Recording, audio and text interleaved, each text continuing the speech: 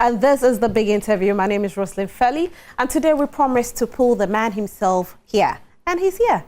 The man who is changing the narrative at NLA. His name, Honorable Sammi Awuku. Welcome. Thank you, Roslyn. I didn't know I had honorable attached to my name. I had to. I prefer to be called Sammi Awuku. I added it because of the future.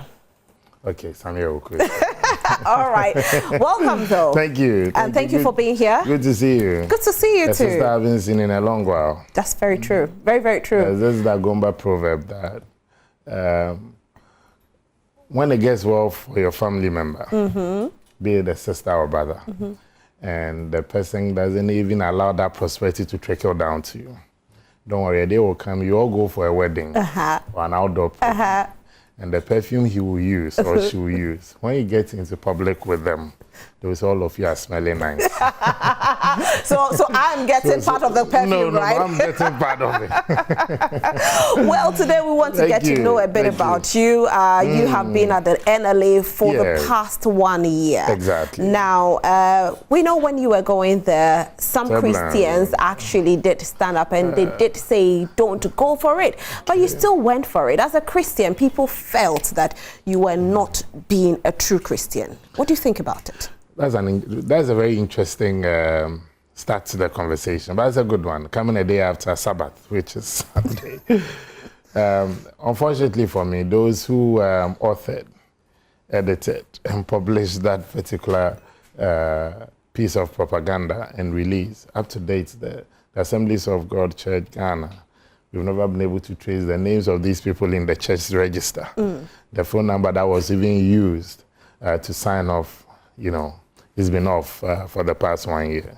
So I get the impression that it was a figment of somebody's own imagination. That notwithstanding, I believe that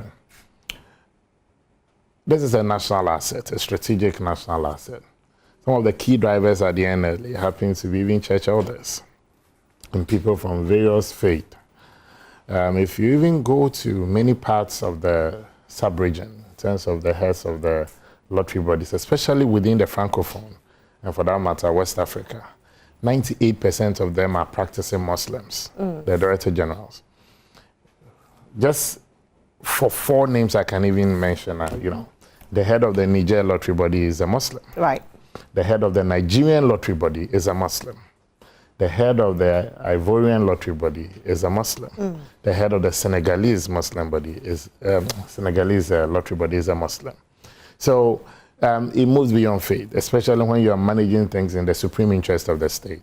For me, my biggest motivation was simple. Go there, change the narrative, as you said.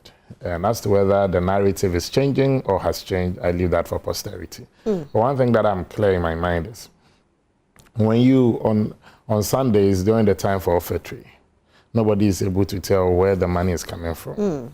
It could be from proceeds of even robbery. But it happens to be in the offering bowl. It has to do with the purity of heart and how you're well driven. If I have set up a lottery company, then for me, it would then be inconsistent with the doctrines of the church or the faith that I'm in. But when it has to do with managing a state institution and with their focus on raising funds or proceeds from lottery to support national development, that doesn't run into conflict with my faith at all. All right. Now, I just want to do a follow-up question with what you just said. With regards to if you had set up your own lottery company, then it will be in conflict with your faith. Right? Now, we are a Christian faith because we, in Ghana, we know that majority are Christians. And if you were setting up this company, you would definitely set it up to support your generation, which is also good. Now, they have set it, the country has set it up to support the country. The country has set it up to regulate the proceeds from this industry. Not the country has set it up. Wouldn't you have also set it up to regulate the proceeds to your family? Well, you cannot be a regulator if you're a private person. Okay. You're a regulator because it's a state institution. Your family finances, you're even if you go to some of these bottling companies, with the greatest of respect, let's say Guinness Ghana or Diageo, ABL, that's Accra Brewery and the rest. I'm not too sure you are telling me that the people who work there are pagans. These are definitely, or atheists. These are definitely people of practicing faith. So I always struggle to look at it from that lens.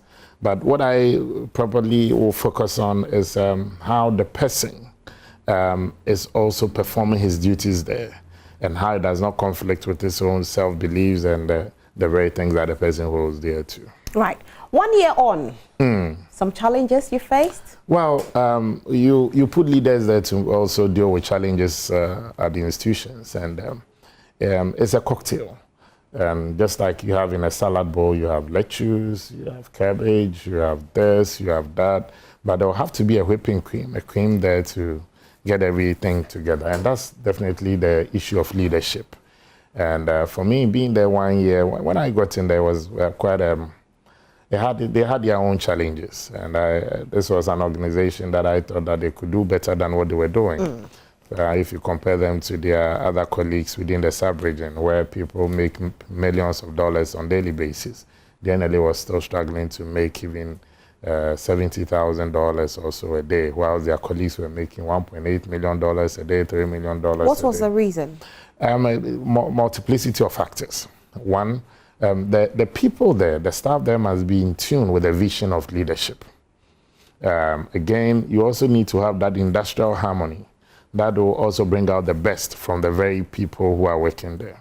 Then again, you also need to cut down on waste and also seal quite a number of the loopholes. You cannot finish it in totality, because you live in a country where when laws are being passed, instead of people being eager to read what the law entails, they are eager to find out what are the loopholes in the law. So you cannot completely seal them. So these factors, and again, the NLA too, they had a very conservative mentality of not really being out there in terms of advertisement, in terms of promotions, in terms of being visible, brand visibility and all. So we needed to change the narrative, but first of all, it needed to start from the staff. They are your biggest marketers and they are your biggest ambassadors. And without any disrespect to them, it was an organization, or it is an organization where people are judged by the very regime that brought them, not the very ideas that they bring to the table. So it was a cyclical thing, that you have people who were brought in during the NDC time. So once it was their government, they ensured, whether deliberately or not, to poison the atmosphere and ensure that those who came in there during the NPP time previously were either sidelined or make sure that they absolutely played no role in the forward movement of the organization. Fast forward, Do you think they tried to set them up to make them fail as well? Well, the public sector is in such a way that you cannot choose the people you want to work with, but you have to manage the people you work with. Then fast forward, you have an NPP administration, and so those who had been sidelined and had felt, the pinch of being left to watch from the sidelines will also definitely poison the atmosphere and ensure that the new leadership will not deal with elements perceived to be NDC or those who came in during the NDC time. So it was cyclical. But I think my first appearance before the staff and at the staff there about management and staff, I was brutally frank from day one that, look, Rosalind, I am not neutral.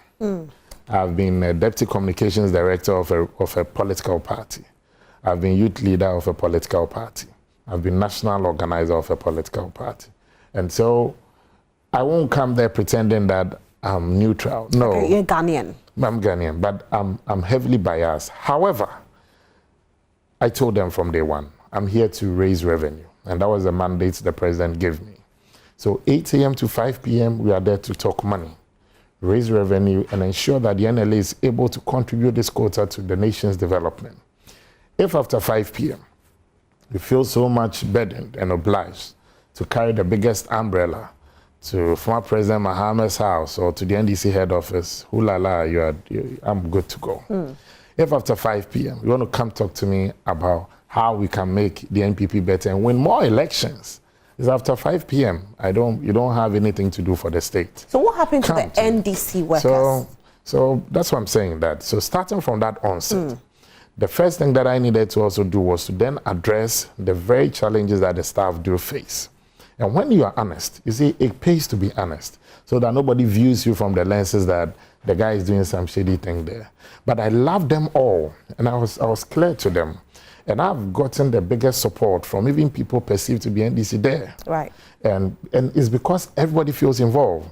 Everybody must get to work. And when somebody commits an offense, you judge the person based on the conduct, not on the perceived colors. And for those who are even pro-NPP there, it places enormous burden on them. Because you have a DG who is pro your party. It's important that he succeeds, and it's important that you allow him the peace of mind to be able to steer the organization. So with that, improving the staff working conditions, they had been fighting for some fairness in the area of promotions and in the area of ensuring that we reward hard work. So I implemented the Public Services Commission review report that set the tone and the foundation for every staff to be able to rise automatically once you are performing. In doing that, that new scale automatically had a jump for everybody from one grade to the other. So everybody then had a new beginning, a new starting point at my, with the onset of my administration in October last year. The same month, we paid their outstanding bonus, which was outstanding, and that's for 2020. We paid it in October for them. And then the new grade was used to calculate their 13th month salary for them in November. Right. And then we earmarked the month of October to be customer service month, which everybody was involved. You dress in tropical, you dress in traditional, you go in this. They themselves will tell you that for the first time, they always look forward to going to work the following day. The next thing was to achieve discipline. It's important that if you are not disciplined, you cannot achieve your target. So if we are all supposed to get to work at 8, we all must get to work at 8. No excuses, no ifs, no buts. And it was difficult for them in the beginning because they had had a very relaxed atmosphere in the past. But if the DG is getting to work at 7, I get to work latest 7:20. So you cannot have a reason to get there at 9 or 10. And especially when we are all making efforts to bring back life in that organization. And so it picked up, and I'm happy to say that now and today, if you come to the NLA at 7:45, about 92% of the staff will be at work. Have you been able to convert the NDC people to become MPP people now? Well, I told them as staff there, but my job there is not to do politics. But I told them that if I perform well, the president brought me there with a clear mandate to help turn the fortunes of the organization around, to increase revenue, and to make sure that this state agency is able to contribute positively towards the nation's development. And I told them at the staff there that my performance will be something that people will judge even the government on at the NLA. So if I'm able to do well, I'm sure there'll be some people who go like, oh, this DJ and his people, they've done well, so it's better to vote for them. Okay. But that is for 2024 to do that. But if I want to do politics, I'll do it after 5 p.m. Okay, but you still do the politics full time? Of course, because I was national organizer 1 year leading to my exit from August 2021 to end of to July 2022. Why did you decide to exit? I was still national organizer. I thought that the burning passion, the fire, had diminished, and it's important that you don't just occupy chairs or occupy positions for occupying sake. Which burning passion? Do you want to do party politics anymore? Well, I had served as Deputy Comms Director under my favorite boss. My all-time favorite boss has been Anakomia. Okay. He trained me to be a good communicator. And I owe a lot to him when it comes to delivery, communication, research, and all that. And then from there, I became the party's youth leader in 2014, mobilizing enough youth vote in a dramatic fashion for the NPP to win 2016. And then I had a conversation with Mr. President that I would like to also go on again to be national organizer. Once I had concluded my mission of ensuring that at least the NPP retained power in 2020. It was only fair that you also give way for people with fresh ideas and people also having the fire in the belly and the passion to also move it to the next height. You could have stayed to help them win 2024. You could have gone for... I like your word code. Yes. Now the elections are over. Yeah, so I don't have an opportunity to... over, but people are still wondering why Sammi didn't contest. You could have gone for the General Secretary and you would have been fantastic. I think they have a very solid team now. I've worked with Justin from Ponkodia when I was youth leader at the National. And he was my regional youth organizer for Ashanti. When we won political power in 2016, we recommended him to the president to make him YEA chief executive. And the president honestly also rewarded the hard work of the youth leadership at that time. And bringing Bashiru, who was the regional youth leader for Upper East, to be Justin's deputy. And then Lydia Etiemo was our youth coordinator in Canada, and also coming in as the deputy chief executive for finance and admin. And they've had a very solid team. And fast forward, I have no doubt in my mind that the MPP's current crop of leaders, looking at the way they've started, with discipline, with courage and determination. This is a party of courage. If you are not courageous, you cannot be part of a stock and its leadership, because you go through a very grueling period. It's a male. Okay. And so I haven't seen any NPP leadership scared of propaganda. So when I see some of these, sometimes these... You think most of them are propaganda? No, I haven't seen any NPP leadership or leader who bows to propaganda or some of these... you think most of the stories out there are propaganda-based? Well, I think especially those targeting personalities, and sometimes the distorted facts and stories. And it's like that. It cuts across board when we say that. It does. I mean, so no, one thing that if you're a politician, you should never be afraid of is elections and negative stories, because it is part of the process. You wish that you always get the very best of reportage, but not everybody should like you. Even when everybody likes you, is a negative. Okay. If you go to the Christian Bible, not everybody should like you. Not everybody should like you. Talking about that, and he never promised us an easy journey. Very true. But he now, with what you have done for the NLA, it's fantastic. Like I said, you're changing the narrative. However, we have a lot of celebrities out there who are very, very worried about the fact that they are not allowed to endorse betting. What do you have to say about it? I think it's the next thing that we'll be looking at, because I watch... don't let me advertise very much, but I watch some of these foreign channels sometimes when it comes to football and sports, and you can see some of these celebs endorsing some of these games and the gaming, the betting, the raffles and all that. But here it looks like they are not able to do that. I really would love to seek some counsel from our legal department and that of the Attorney General to see whether from the NLA's perspective, because mind you, if you take the FDA, that's another regulatory body in the space of food, in the space of drugs. So they are able to also pull the brakes when it comes to celebrity endorsements of some of these the alcoholic beverages. And if you take the Gaming Commission, that's also another regulatory body, let me put it that way. So NLA too is a regulatory body. So we need to have that understanding and clarity. And we wanted to take it phase by phase. Now that we're done with that of the characters disagreement with Gaming Commission, we'd like to also seek the advice of the Attorney General to see if the NLA, we can enter into that space of getting some of the brand ambassadors and our colleagues in the industry of sports, entertainment and all, to also do some brand endorsement as well. Right. I have some questions coming in from social media. This is coming in from my colleague Nathaniel Atto, and he's saying many people are using WhatsApp platforms and fake IDs to pursue what they call leaked numbers. How are you going to deal with this? Well, I think it's a very good question. And the NLA, together with the National Signals Bureau and the National Security, we've mounted some serious operations and suits across the country. It's yielded results where you've had tens of people standing trial. Again, we're also working hand in hand with the National Communication Authority and the Cyber Authority as well to clamp down on the activities of these miscreants.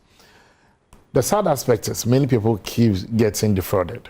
And, you know, these scammers, they know no boundaries. The biggest tragedy is even me, the Director General, they're able to use my picture and add me to a WhatsApp platform and tell me they'll give me leak numbers. Oh, wow. That's what I'm saying. So it's a war that we need to win. But my biggest comfort comes from the fact that government itself is embarking on this SIM card registration. I have reiterated and stated on numerous occasions that one of the biggest institutions that will benefit from this SIM card registration will be the National Lottery Authority. Because once every SIM card is registered, clearly, anybody who forms a WhatsApp platform should have an origin. We should know who and who registered it. So I am told that it will end in September. Yes. I am praying that from October, we should be able to have a different conversation. I'm just praying that the deadline will, you know, will be finally set, and then we can have it. Because, look, Nathaniel is right. Almost every day. So we keep embarking on soups, we keep arresting, but the capacity of the human being to commit evil is unimaginable.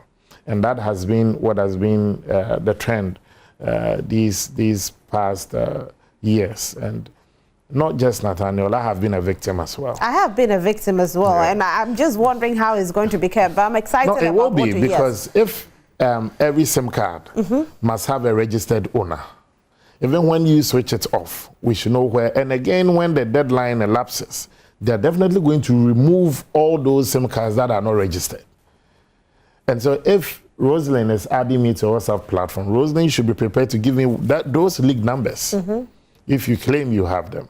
And again, let me use this opportunity to also clear the air. The NLA, we do not have a strong room where numbers are churned out or generated. And that is why lately we've been embarking on outdraws. This Saturday, NLA will be live in Cape Coast during the Fetua Fashe Festival, where for the first time in its 60 years existence, we'll be taking the draw machines to the central regional capital, Cape Coast, for, you know, players, for admirers and fans of the authority, and revelers as well, to have the opportunity to also witness our live draw. And I think as we embark on these stuff, it will also demystify this essence of a strong room. We did that in Kweru as well, and we're looking at doing that across the country, bits and pieces. It's not easy to carry this godmother machine of the money-making machine across the country. It has its own security implications. So anytime we move it, it comes with... How much does it cost to move it? Quite a huge amount. For us to have a successful operation... Are you not running at a loss when you do that? Unfortunately, no. Okay. When we tried it in Kweru, without going in, too much into details, the NLA hit in excess of $1 million live in Kweru. Right. So you're making a lot of money for NLA then? Well, our act is clear that whatever we make, we should pay ourselves. We are not paid by controller. We should pay ourselves, pay our operational costs, pay our wins, and then also contribute towards good causes, and then also pay into the consolidated fund. We had a bad whisper to us, my production team, that you didn't take salary for 1 year. Is this true? For now, yes. Why? Okay, so I was going through the Public Services Commission processes. Of course, there was the offer from the board to be taking those allowances and salary, you know, awaiting the Public Services Commission. But I felt that if the President's letter was clear that the board should regularize the appointment in consultation with the Public Services Commission, I also wanted to see to it that to whom much is given, much is expected, and go through the process. That notwithstanding, it's not money that I'm going to take back, but it's money that I want to sit down with the NLA's Good Causes Foundation to do something for some children elsewhere or towards a good cause. Bless you for that. The people call you the people's Awuku. The people want you. Do you have presidential ambitions? Not as I sit here. Not as it is here. I don't think that I have the capacity yet. Should we expect you? So let me go should we expect you to contest the seat of parliamentary? Everything is on the table. And being brutally frank, it's an idea that people have also spoken to me about. It sounds interesting, but it's not conclusive. Okay. And it sounds interesting. You're still praying about it? We're consulting. You know, taking political decisions comes with its own stakeholder engagement. But my biggest priority will be to see the NPP doing well and to win political power again. If I have to be an assistant to Rosalind on her show to make sure that my party wins, that for me is the biggest preoccupation. For now, as I sit here, if the party opens nominations and that time I feel that I have the energy, the love, the passion for it, we can consider it. But as I sit here, it's not conclusive. Do you think the party can break the 8? I think so. You know, the NPP has defied several odds in the just ended elections. And I keep telling people that first, it was a party reputed to know how to rule, not how to win elections. And then they were able to defeat that accession, was able to now win and able to rule and govern. So there's been this trend since 1996, 92, 96, where people said that anytime a democratic government is elected in the United States, the biggest opposition in Ghana, the NDC also gets to also win the general election. So you had Bill Clinton's period, you had Jerry Rawlings' period. Then in 2001, you had John Ajay Kufuor coming in. You had a Republican administration too in the U.S. led by George Walter Bush for the 8 years. Then in 2008, you had the Republicans exiting, and then you had Barack Obama coming in. You had the NDC also coming in from. So analysts and those who do this trend analysis were saying that once Trump had lost in the United States, there was no way a center-right administration was going to win here. Mind you, both the NPP, the Republican Party, the Conservative Party, the CDU in Germany, they belong to one global union called the IDU, International Democrats Union. And so people do these permutations. Interestingly, you have the Republicans losing, but the NPP winning. You've had a president who won more constituencies than his members of parliament in Ghana today. So the NPP, for me, we should be able to state our narrative right. But wasn't that worrying? Because for a president, if you are winning, then you should win the parliamentary as well. So that tells you that the people are not too happy with how it also shows you the strength of the candidate. Okay, but we are not having the same candidate in the next But you also election. you're obviously not going to also have the same candidates for parliamentary. There are definitely going to be some changes here and there. What I think the NPP should do and do well, which as a former national organizer, my input from outside, which I'm also going to assist in, is stating your narrative. Across the country, you see several developmental projects. And we've overwhelmed the Ghanaian people with many of these projects ongoing. And people think that it's happening by providence or some divine intervention. It's somebody committing to fix these roads, somebody committing to fix this healthcare infrastructure, somebody committing to fix this educational facility.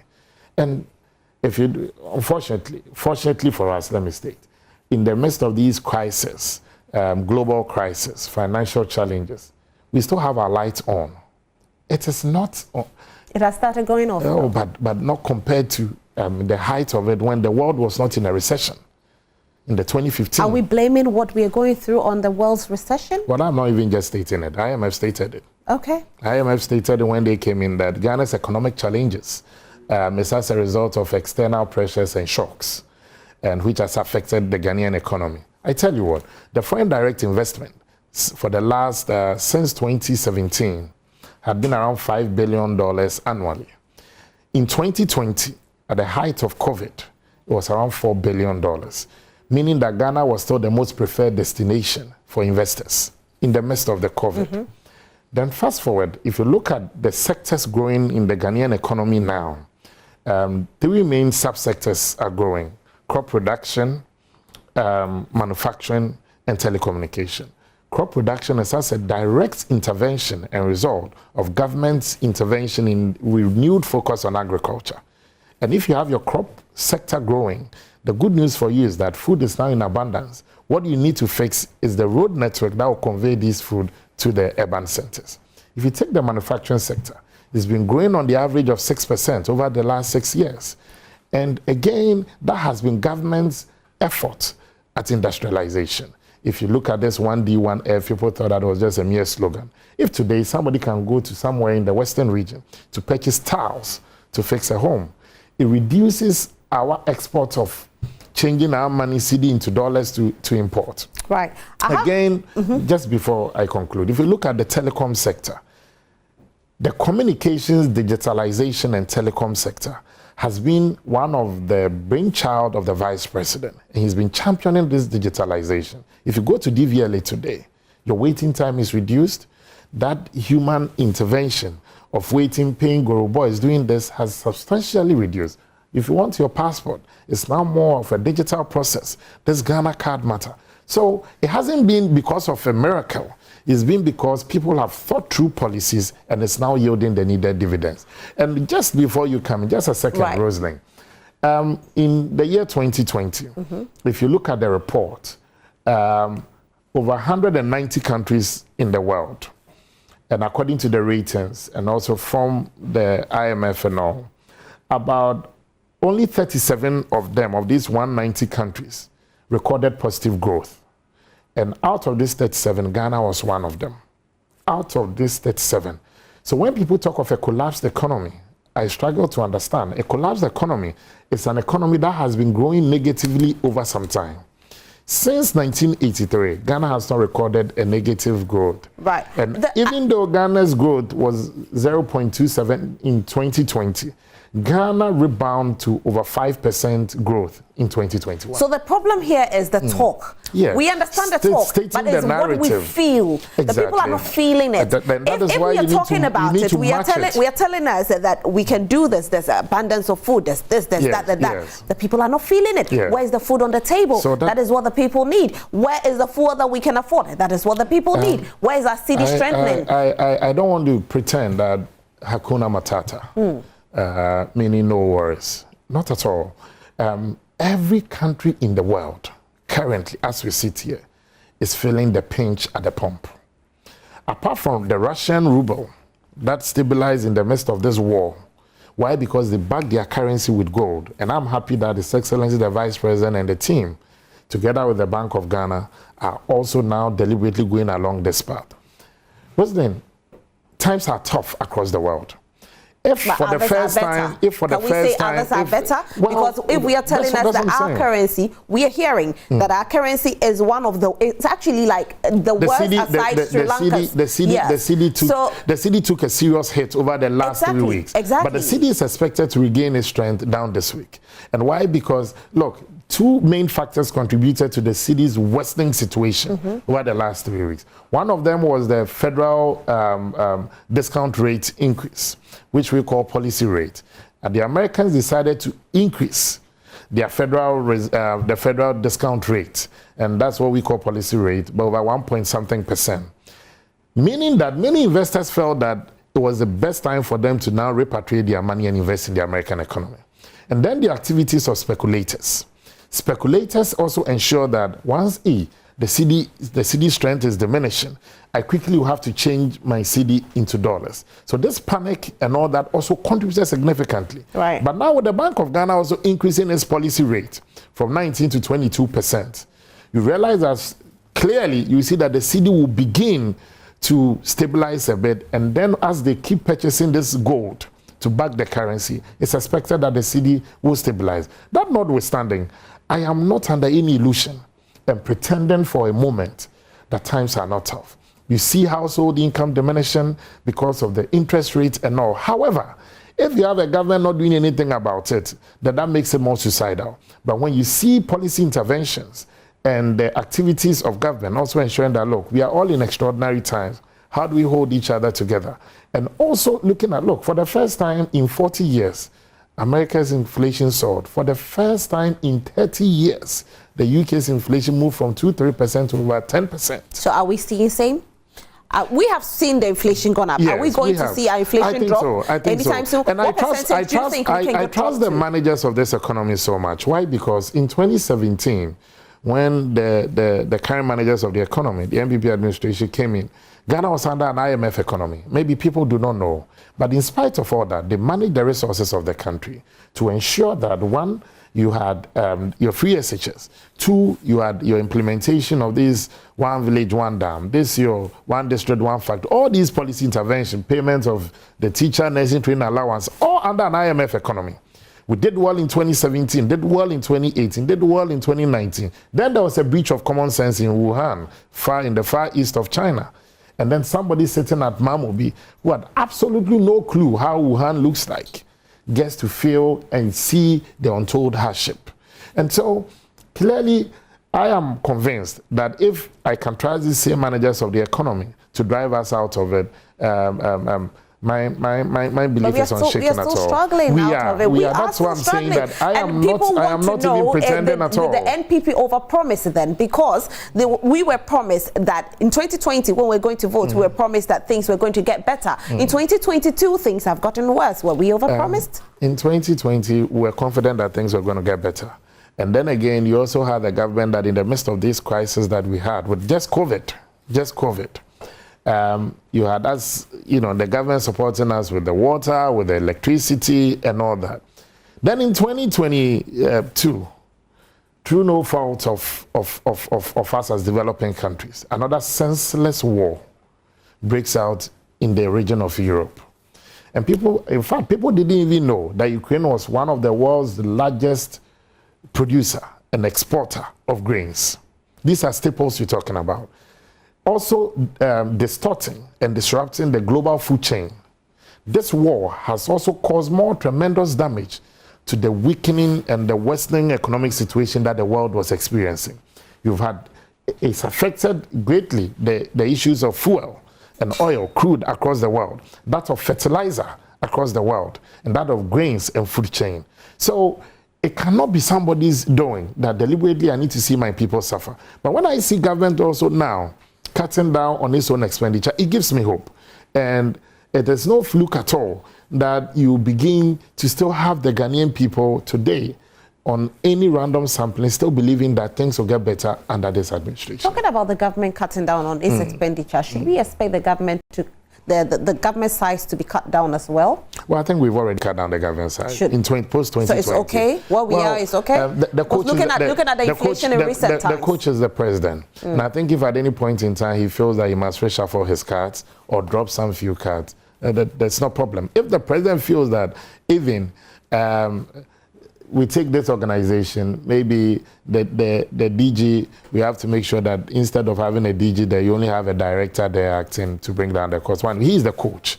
But what I'm saying is, at any point in time, when at least he looks into the crystal ball and is the best option and decisions to take, he's more privy to information than any Ghanaian citizen. Because on daily basis, he gets his briefing from security, from intelligence, from this, from that. And so if he says that I think Rosalind will do better, maybe at this sector, we need to grant him that. The people gave him a mandate to manage the Ghanaian people, its affairs, its resources and revenue for the 4-year period. Talking about that, I have a message coming in from my colleague Emmanuel Kranting, and it reads, the British High Commissioner to Ghana, Harriet Thompson, for instance, has said it's time to cut down the cost of government operations. Do you agree to that? And also, especially because of the latest revelation that the Office of the Chief of Staff spent 240 million cedis on goods and services alone in 2020. I think the Office of the Chief of Staff is also under the Office of Government Machinery. There are so many costs that is incurred under just the Office of the Government Machinery. And sometimes people think that the government machinery or the Office of the President is just Jubilee House alone. And it goes beyond that. It goes beyond that. You have several institutions operating under the Office of the Government Machinery. For instance, if you have GIPC, it's under the Office of the President. You have NEP, it's under the Office of the President. You have several of these machinery and supporting several agencies and institutions still coming under that. And then you that of the British High Commissioner. I think she's been very eloquent in interfering in the governance process of a country. And sometimes I beg to differ with the way she also expresses her opinion.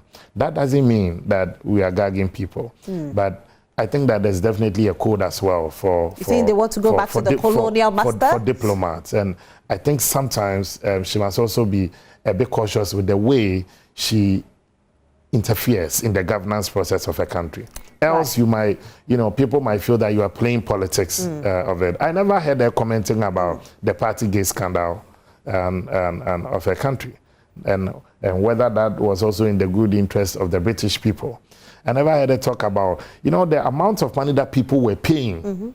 If you get to the United Kingdom and you wanted to also, and they had to test you for positive or negative of the COVID, you do day 2, you do day 5, you do day 8. That you have to pay. That you have to pay. I never heard Madame Diplomat also talking about that. So once she begins to also express these opinions, they are good. But it's important that she also becomes very balanced in what is also happening back home in her country. Right. She's talking about cutting down on costs, which I also find very interesting, which is so good. So do you disagree with her? In the midst of this, UK is also investing more in ammunition to support Ukraine, to the detriment of the British people, and how they are also feeling the pinch. For the first time in the United Kingdom, you have had eggs, the cost of eggs, cost of bread, cost of milk going up. So they need to also cut down the cost there in the UK. We agree, we'll cut down the cost here. But as she becomes very eloquent in also interfering and expressing her opinions gladly on issues of Ghana's interest, I know that she also loves her home best.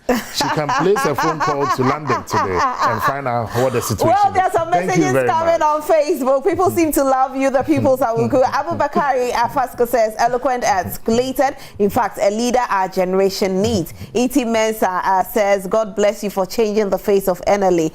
Kwasa Tech says, good man, God bless you, father of all. Abdul Jalil Sonyani says, good morning, Joy Prime and my hardworking couple. In fact, couple is an asset to this, our dear nation. May the Almighty God bless him for us. Watching you live from Sonyali Tamale. I hope I got the name right. Good morning, Madam Host. Honorable Sammi Awuku is doing a fantastic job at the NLA. He has been in support of the youth. NPP need more of his caliber in our party. By Obing Roxon, former TESCOM president from University of Ghana, Accra City campus. Okay, like I said, the people love you. So let me take you back to NLA because this is what we need. Tell us about the ALA. Okay, so there's a continental body called the African Lottery Association, and the National Lottery Authority, by its very operation, is supposed to be part of it as well. The NLA was part of this continental body until for one reason or the other, we were kicked out. But in February this year, we reunited with the continental body, and the NLA has been accepted into the African Lottery Association. Again, for the first time, we've been given the right to host the Conference on Responsible Gaming by the African Lottery Association. And that will take place on between the 7th and the 10th of December. Here in Accra, and it also will coincide with the NLA at 60. It will be 60 years of impacting through games. It will be 60 years of development through games, and it will be 60 years of turning the fortunes of people around. The NLA will be 60 years next month, actually, the month of September, ending of September 29th. So we have some great activities coming our way? Yes, but we'll only launch the NLA at 60 end of September. But the actual celebration is between the 7th and the 10th of December, where on the 9th of December, His Excellency, the President of our nation, will also grace the occasion for us as the special guest of honor. We also will have in attendance about Director Generals and lottery bodies from almost 15 countries across the continent of Africa. We're expecting delegation from the WLA, World Lottery Association, as well. Before the December, the NLA will use the month of October to mark the Customer Service Month, and we'll use the month of November to mark the Good Causes Month, where we are expected to also commission several of these projects that we've supported within these past few months. So we are excited. We are happy that this song of Diana Hamilton will surely come to pass. Adom, right? Adom. We've been through a lot, but grace sustained us. The NLA's life is now a testimony. So the essence of our praise I like how I'll let you sing that song before we end. But no, I can't sing it. I have a hoarse voice. We'll try it. There are two things I don't do. Singing and dancing. So I tap my feet, but once in a while, when I get to sing, then that means I've been moved by the Spirit to sing. So should we get the Spirit to move you? Well, I think that every morning I listen to 3 songs. Okay. I'm not being biased, but before I leave home, 3 songs I don't miss every morning. It's become religious for me and it's become spiritual. So one of them is Emoji's song, Be Lifted. Oh, be lifted. Yes. Okay. Above all other gods. Then the second one is Breathe. What's the name? Is it Oyekan doing something? Okay, Dunsin, Oyekan. Dunsin, yes. Oyekan. So then the third one, I end is Adom. Then I exit every morning. Wow. I love them. And at least it gives you a good start. Okay, and you don't want to sing a little bit? I'm not your typical example of the praying type. But I think these 3 songs gives me a good start. And with the purity of heart, you step out. But I love them. But I was trying to get you to sing, but it looks like anytime I try to get you to sing, you take it away. Okay. Lord, the essence of my praise is centered on your grace. Adom, Adom, Wadom. I didn't even get the lyrics right. You had it right. Yeah, but I think it's one song that I don't joke with. And I was telling Emoji sometime 2 weeks ago, I met him at my cousin's wedding. And I was telling him that I thanked him for giving me a song every morning. And at least with that one and Breathe,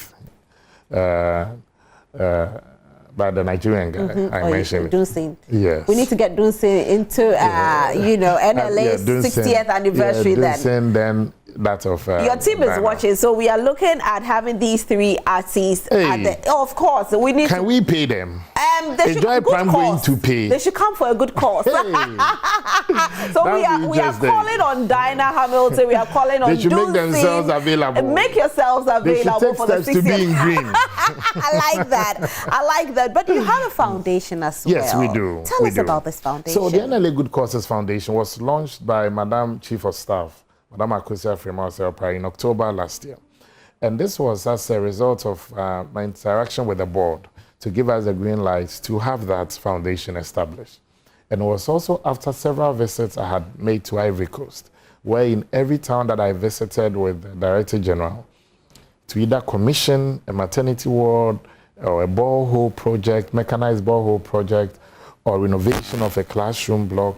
And I asked him why. He said, look, my brother, not many people get to win at the end of the day. In fact, the odds is 1 out of 44,000 people. When they don't win, the people should feel the development that even though I did not win, I have seen a mechanized borehole just at the backyard or to support a deprived community. And so I thought that was very inspirational. I came back and the NLA had what they call special project. The NLA had named their special project, but they had not been able to do much with the special project in terms of its visibility.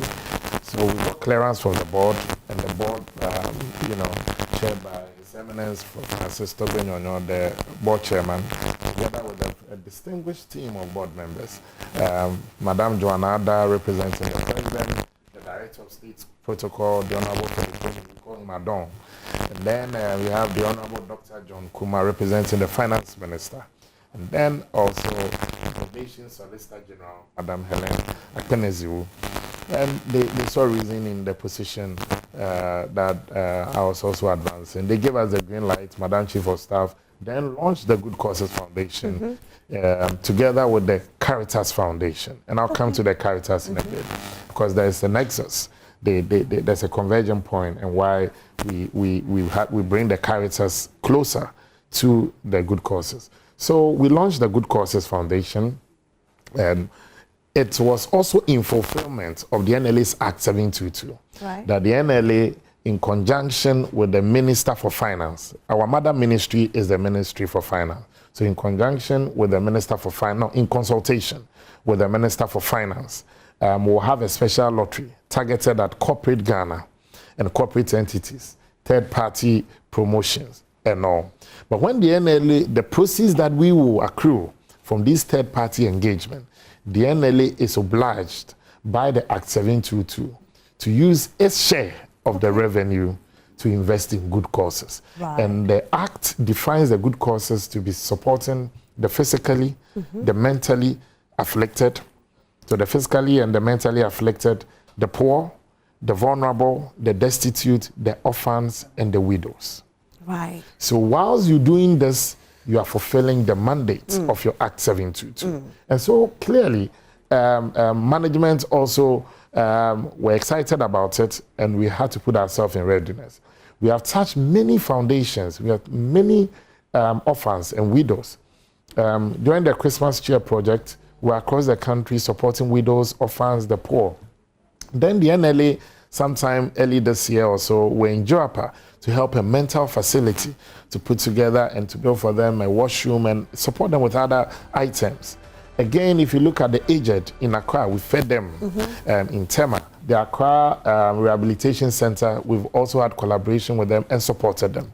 If you go to the Senior Correctional Center in Accra, around the Roman Ridge, they call it the Bostal Institute. We've built a correctional, a smart lab for them. Oh, wow. Where with state-of-the-art facilities, they learn robotics and all, iPads and laptops and all.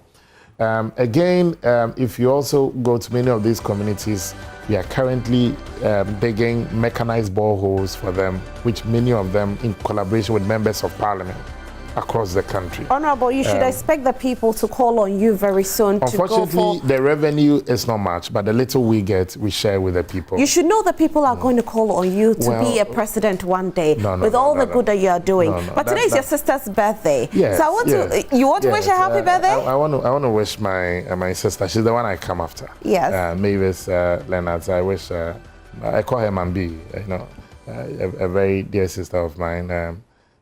She still struggles to understand me. So, Mami, on this day of yours, I wish you a happy birthday. My love is with you. Is with you. And you know her husband is also... You know we are besties forever. So. Forever and ever. And her husband is wishing her as well. Her husband says, Mavis, I'm very grateful and humble to God for your life. You make marriage a desire for a man. You are an amazing wife, a friend, a business partner. Wish God's grace, mercy, and extra favor for you. I love you for myself and your children, Ohiniwa, Treasuron, and Trevon Leonard. So happy is birthday. he trying to escape a renewal of their fantastic time? Maybe it will happen. Honorable, thank you so much. We need to resign it. But let me wish her well and wishing all the blessings that comes with the new age. And I ask for two things, especially in this difficult situation across the world. I ask for two things: for a long life and good health. Amen. And once you have that, you should be good to go. Amen to that. And then also finally to you and your team, we are most grateful. It hasn't been easy pulling us here. At all. My dedicated corporate affairs team, they're always upset when I have to get in late as well. To Judith, head of corporate affairs, to Kesewa, head of internal communications, and Goodfellow, our public relations manager.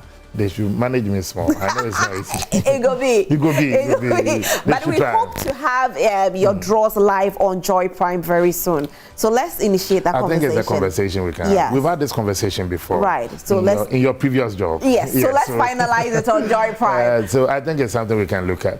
I mean, not even just Joy Prime, but within the multimedia setting. Right. It's kind of record the same place. I record the same place. But I think it will be good for us to have that conversation. Thanks so much. And to the viewers and to all those who made time to watch me, the assistant host, we say thank you. And please, there's no fake numbers. We have no league numbers. The draws are genuine and live. And meet you in Cape Coast Fit to Fashion. Thank you. Thank you so much for being here. We are very, very grateful. My producer wants numbers. There are no fake numbers, producer. Me cry, I want some. I've been speaking to Sammi Awuku, who is the Director General for NLA. You've gotten to know everything about him. Well, he says to you that he doesn't have presidential ambitions yet. But you don't know what the future holds at all. By MP, we can talk to you. All right, our fingers are crossed. Thank you so much for watching the Prime Morning this morning. We'll be back again tomorrow from 6 a.m. to 9 a.m. My name is Roslyn Felly, and I did this with Doreen Avio. And of course, a very big thank you to my production team. I love you. And a big thank you to Sammi and his entire team. We are truly, truly grateful. Thank you. Thank you. All right, enjoy the rest of your day. Bye.